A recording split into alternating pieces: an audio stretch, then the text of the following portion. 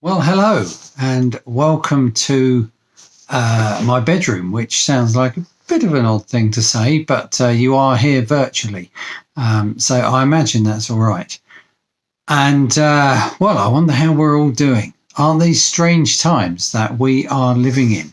I don't know about you. I'm finding that I'm having to learn a lot of new vocabulary, like, self isolating and social distancing. I wouldn't have known what that was and how to define it even a week ago, but now I do. And this coronavirus, it's having an effect on all of our lives. It's changing everything. It seems the whole landscape of our nation, of our world, is going to be different. And we're having to learn, because of this social distancing, we're having to learn how to act and how to be and even how to shop, because that's becoming harder and harder.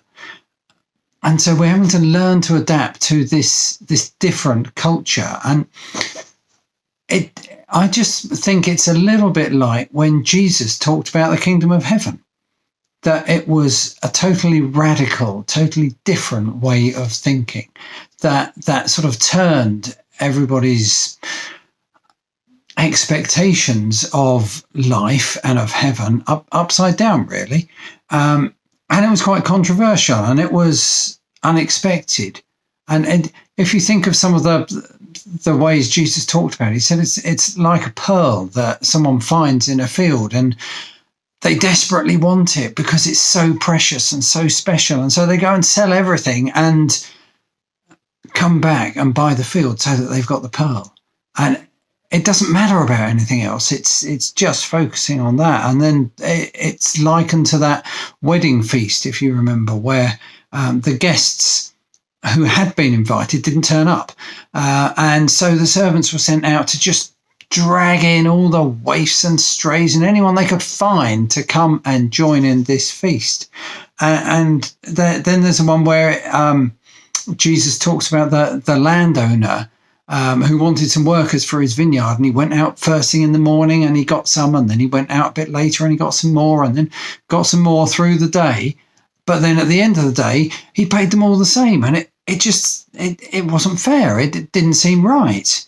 And then again, he talks about the kingdom of heaven belonging to little children, ones such as these.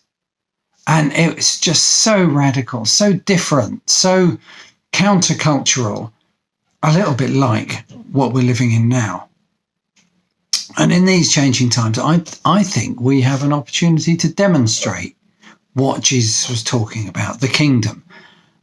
We see it being demonstrated already all around us. There's people offering to help strangers. I had a piece of paper through the door a couple of days ago that had a list of phone numbers on it and names of people offering to help. And they're people that I don't know. And I think this is a little bit of what actually the kingdom of heaven is like. And my faith in humanity is being restored a little bit. Not when I look at what people are doing in the supermarkets and all the sort of panic buying and everything and just looking after themselves, but when I hear of people who have gone and bought a load of loo rolls and then are distributing them around to people who need them.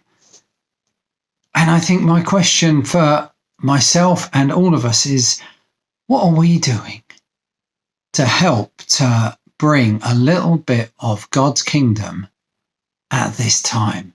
It is such an opportunity. There are so many ways that we can help. There are so many people who are struggling, who are fearful, who are anxious, who just do not know where to turn. So many people who are lonely and who just want to have someone on the end of the phone just chatting to them and giving them some time. What are we doing? Can we do more?